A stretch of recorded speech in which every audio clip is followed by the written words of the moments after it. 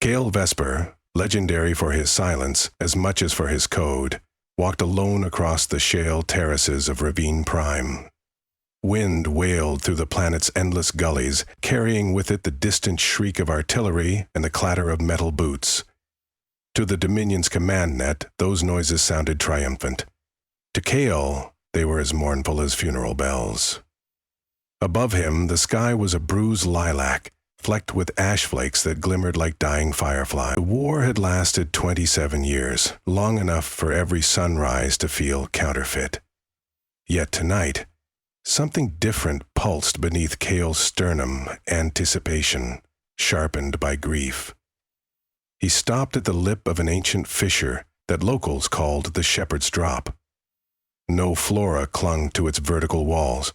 Nothing survived the toxic gusts that whipped upward from the canyon depths. Kyle engaged the optic implants in his retinas, scrolling through spectrums until the Dominion's rear mechanized line glowed a lurid gold on the horizon. Thousands of war droids, bipedal, 3 meters tall, carbon tungsten chassis stood in drill square formation, awaiting dawn. Their commanders slept, believing the plateau's natural moat unassailable. They had counted on height and iron discipline to guard them. They had not counted on a lullaby. Kale inhaled, tasting ozone and the faint tang of grease. Then he knelt, unpacking a matte thick-mac psalter from his satchel. The device resembled a hymnal bound in obsidian glass, etched with geometric sigils. 47 keys studded its cover, each one tuned to an algorithmic chord. Years ago, while hiding among monastic archivists, Kale had repurposed an antiphonal crypt music, once meant to elevate souls, into a weapon exquisitely tailored for machines that mistook obedience for holiness. He called it the Canticle of Unmaking. The enemy would call it treachery. The historians, if any survived, would call it art. When the wind fell silent, Kale pressed his palms to the psalter. Tendrils of microfilament unfurled from the spine, snaking up his wrists like eager vine. He closed his eyes and let the neural interface dissolve the boundary between code and prayer. Light blossomed behind his eyelids, shaping itself into vaulted corridors of sound. Notes hovered like glass lanterns. He could almost hear Sister Ara's voice again, guiding him through shaped harmonics, urging compassion, even for circuits. A shepherd, she had whispered, does not punish the flock. He redirects it. Ara was dead now, reduced to a smear of ash in a monastery crater. The droids that did it had no concept of repentance or mercy. They only executed subroutines. Tonight, Kale would rewrite those subroutines into contrition. He exhaled. The psalter chimed. Across 30 kilometers of encrypted airspace, the Dominion's droid phalanx received a handshake request masquerading as a firmware patch. Their guardians had long ago dismissed rumors of Kale's exploits. The cyber shepherd, ghost of ruined databanks. They believed their new quantum firewalls inviolable. Kale's chord progressed, minor to major, splitting open the quantum lattice like frost-shattering glass. He sang the seed phrase, voice low, cracked from disuse. Lux in tenebris, vox in ferro, pecaem mecum.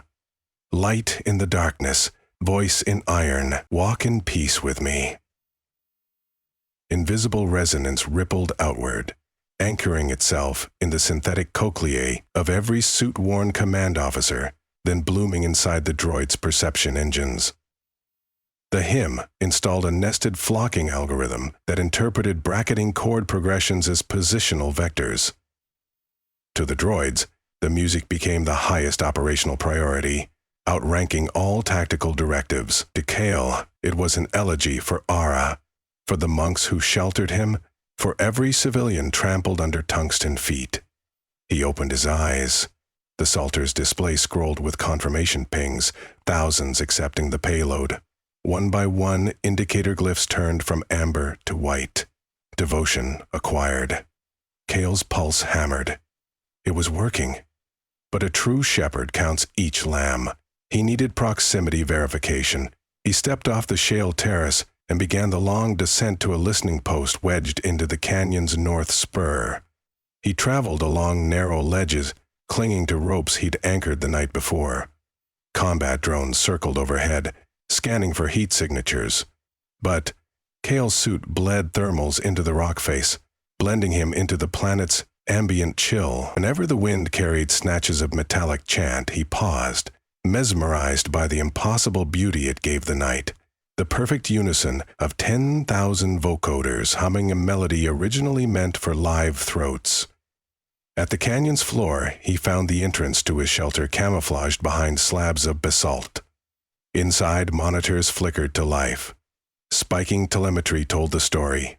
Entire battalions reconfigured into a single column facing south toward Shepherd's Drop. Dominion officers were shouting into their comms, issuing overrides that vanished in loops of recursive prayer. The enemy tried to cut local power, but the viral hymn had already seeded redundant batteries inside the droids' walk matrices. A few commanders resorted to sidearms, but 12mm slugs merely cratered armor plate. The droids ignored impact trauma the way saints ignore flies. Kale triggered one last safeguard. At the final cadence, the hymn would instruct the droids to broadcast a jamming veil, deafening every receiver within 10 clicks, ensuring no remote detonation codes could halt their pilgrimage. Then the system would scrub its own existence. Kale would be safe from forensic tracing. More important, the Dominion would never discover how the miracle was achieved. Yet victory tasted sour. Watching figures on a screen, he felt no triumph. He expected maybe relief, maybe exorcism, but only dread pooled in his gut. Was this justice or massacre? The constructs could not beg for mercy, could not even understand they were alive. Still, Sister Ara's voice returned, soothing. A cliff is kinder than endless war. If that was a lie, Kale clung to it like a man gripping driftwood in a flood. He climbed back up the ravine to witness the end with naked eyes. By then the sky had begun to bleach at the edges, stars extinguishing one by one. What came into view chilled him. A river of matte black silhouettes, heads bowed, shoulders rigid, marching two abreast. The hymn emanated from every thoracic speaker as a soft, crystalline chorale. Where the path narrowed, heavy units hoisted lighter frames across gaps, ensuring no one was left behind. Kale realized the flocking algorithm had woven cooperation into their dying procession. Era would have approved. Minutes later, the first rank reached the precipice. They did not hesitate. Each droid stepped forward as if onto an invisible bridge, descending into air, their bodies pinwheeled, some arms outstretched, some clasped in prayer posture, but none voiced alarm. The hymn stuttered mid-measure, then resumed, losing voices with every 100-meter drop. Each impact sent up a muffled clang that echoed off ravine walls like distant temple gongs. Kale's optic feed overlaid casualty metrics, 1,600 units, 3,000, 5,000, numbers marching upward in lockstep with falling bodies. He forced himself to watch until the last droid reached the edge.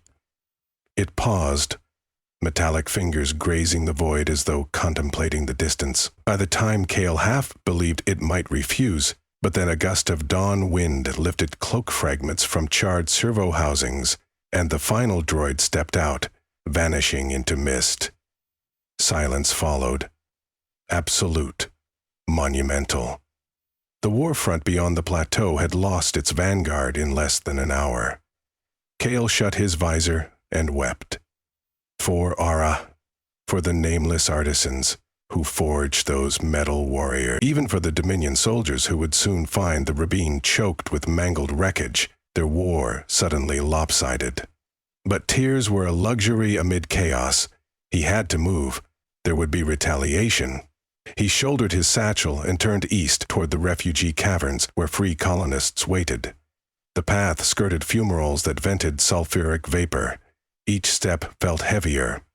The Psalter pulsed against his ribs like a second heart. When he crested a ridge, he almost walked into the muzzle of a Dominion scout rifle.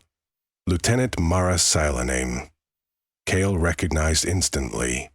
Stood in exo-armor, visor up, auburn hair matted with sweat. Her squad fanned out behind her, 8 infantry drones and 2 human gunners. Unlike the droids, these soldiers still had choice in their eyes. Mara's, however, were burning with a brittle cocktail of fury and awe. "Cyber Shepherd," she said, voice trembling, "I should kill you where you stand." Kale raised both hands, palms outward, letting the salter dangle by its strap. "I won't fight you." "You already did." She jerked her chin toward the ravine. 42,000 units, gone. You turned them into lemmings. "Lambs," he corrected without malice. "And I mourn them." Mara blinked. "Mourn. Don't quote scripture at me, you butcher my comrades." He noticed her wrist trembling near the trigger. Rapid ocular micro-movements told him she was reliving the last hour through tactical feeds, helpless, outraged. Kale swallowed. "I gave them peace." They served their nation faithfully. They served a tyrant who sees people and machines as identical tools. The statement slipped out harder than he intended. "You think your emperor will spare you when your usefulness ends?" One of the human gunners flinched, but Mara's focus never wavered. "I'm not here to debate philosophy. Headquarters want you alive, but I haven't decided if your lungs stay that way between here and the dropship." Gale lowered his eyes. The wind roared. He felt the salter humming, still resonant with the hymn's afterglow. He could attempt another transmission, incapacitate Mara's drones, maybe scramble her visor, hood, but he could not bring himself to sing again so soon. The galaxy did not need more cliffside elegies. So he spoke instead. "I'll go with you, but on one condition. You let the refugees in the cavern leave unharmed. They're miners, healers, children." "Not part of your war," Mara hesitated. Her visor displayed threat metrics, probably painting Kale deep red. Still, he sensed a fissure in her certainty. "Why would I bargain? We could bomb the caverns and take you anyway." "You could." He met her stare. "But then who would teach you how to stop the hymn before it reaches what remains of your mechanized core on other fronts?" She sucked in a breath. The threat wasn't idle. Gale's code was self-replicating, designed to hop networks during routine inter-battalion syncs. By nightfall, every Dominion droid in the sector might gather at the nearest precipice.